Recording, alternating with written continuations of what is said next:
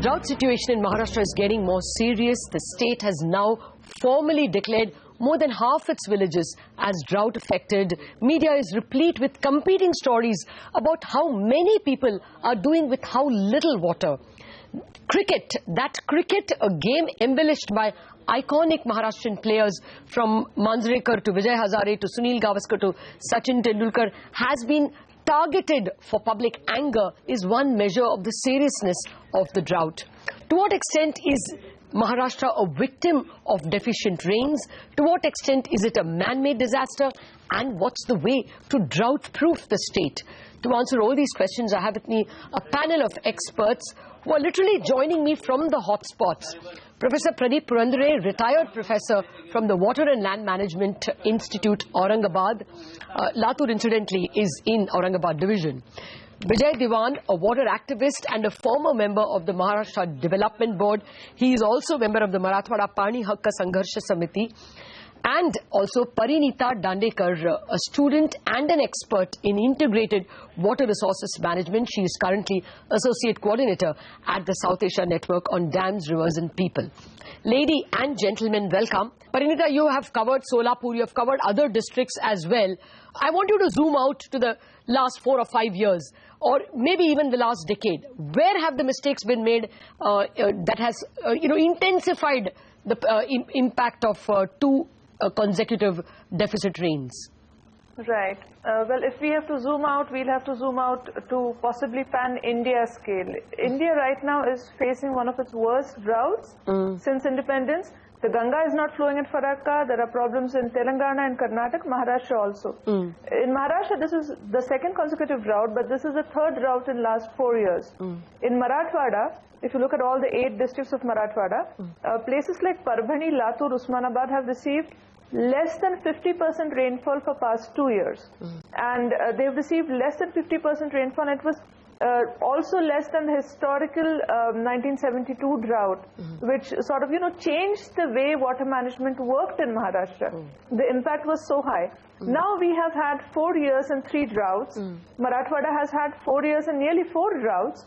What is the way that water management has changed? Has it changed at all? And the unfortunate answer to this question is no, we have not had any paradigm shifts or changes when it comes to the way we've been managing water. Possibly in 1972 we were better off, more progressive, more tuned to the problems which would be coming in future, which we are not right now. Our groundwater regulation, our surface water management, our cropping profile, the leadership and the political leadership as well as the bureaucracy surrounding water resources management in Maharashtra is unfortunately one of the most flawed systems in the country right now. It is not for nothing that the state has the largest number of large dams in the entire country, the least irrigated area in the entire country, and possibly one of the worst droughts that the country has seen. It is a mix. I won't say that this is a completely man-made disaster. It's not. A huge part of it is a natural calamity, but the way we've responded leaves a gaping hole right now. Professor Purandare, would you say this drought is a problem because we had 30% deficient rainfall and 40% deficient rainfall in 2 consecutive years? Or is this more than a meteorological disaster? See, drought is not like a tsunami or earthquake. It gives you sufficient notice. The water storages in Maharashtra, that position was clear in September 15 itself. The Water Resources Department should have planned from 1st of October itself. Apparently that has not happened. Otherwise, see the example of Latur. Why Latur should suffer like this? Can we not foresee all these things? We should have done that. We did not. I take your point, sir. Then what about governance? But I wanted the other experts' view as well on whether this drought had to happen in this intensity. Is there a problem of wrong cropping pattern? For instance, sugarcane accounts for just 7% of the agricultural produce of the state, but it takes about 700 times the water that other crops take. So was it the wrong crop? Was it wrong cropping pattern that has led to the serious depletion of groundwater? Sugarcane is the main culprit. Marathwada for example, has got irrigation potential as 10.5 lakh hectares. On an average, the irrigated area is supposed to be 4.5 lakh hectares, and out of that, as much as 2.5 lakh hectares is under sugarcane. So that explains the whole thing. Since there is no water in the dams, reservoirs, all sugarcane is dependent on the groundwater, and that's why there is so much depletion of groundwater. Okay. And if such things continues, we are heading towards desertification. That is the basic, and that's what I was arriving at. There is no water governance. There are rules and regulations. Okay. For example, Maharashtra Irrigation Act 1976 is there. We could have used that act and we could have regulated the cropping pattern. We could have reduced the crop area under sugarcane. Okay. We could have reduced the vandalism and tampering of canal systems. But we did nothing because that Maharashtra Irrigation Act 1976 doesn't have rules for last 40 years. Okay. That explains the governance part of it. Okay. Well, let me get Mr. Diwan in on the same issue. Mr. Diwan, is the cropping pattern the culprit?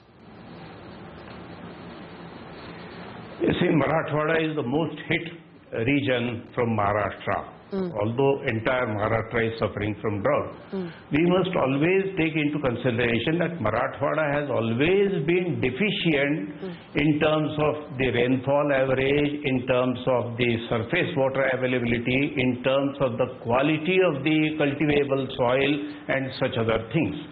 And these 5 years, consecutive years of alternate drought and excessive rains and the hailstorms have taken their toll. Latur is the most hit town, as you know. Yes. It is now struggling even to get drinking water from any source that is available. I had been to Latur in February. I just talked to the people there. I found that Latur had been traditionally drawing water from river Manjra. You see, Latur population is 5 lakhs. So at the rate of 100 liters per person every day, at least 50 mld water is required by Latur. They shifted the source to a dam reservoir, which is about 30 kilometers or 35 kilometers from Latur, and that is known as the Dhanegaon reservoir. Okay, so these Now are look at these figures. These are crisis management issues that seem to have gone wrong. I'm trying to just get at a deeper. Crisis. That was Dhanegaon. No. Dhanegaon was selected as a permanent, resource for water. Okay. And not during the drought period. It was quite earlier. Okay. And they said that Dhanegaon has 250 million cubic meters of total storage, 174 million cubic meters of live water storage, and it could easily supply water to Latur forever. That's what they believed. Okay. But then they forgot that there was as much as about 50,000 hectares of sugarcane cultivation around the reservoir of Dhanegaon dam. Yes. And in addition to that, there were 5, there are even today 5 big sugar factories. Together they are turning out the annual production of about 30 lakh tons of sugar. So they sapped up all the water. Sugar factories, yeah, that's there. How much water do you know that? These sugar factories and the 50,000 hectares of sugarcane cultivation, they are taking up as much as about 1,400 million liters per day. Okay. And because they need 1,400 million liters per day of water from Dhanegaon Dam, Latur city cannot get even 50. Okay, I take your point. That was what I was fine. I mean, I'll come back to you all to ask you whether, banning sugarcane is the way forward. But we have to take a break. After that, solutions is what we will ask from our experts. Back in a minute.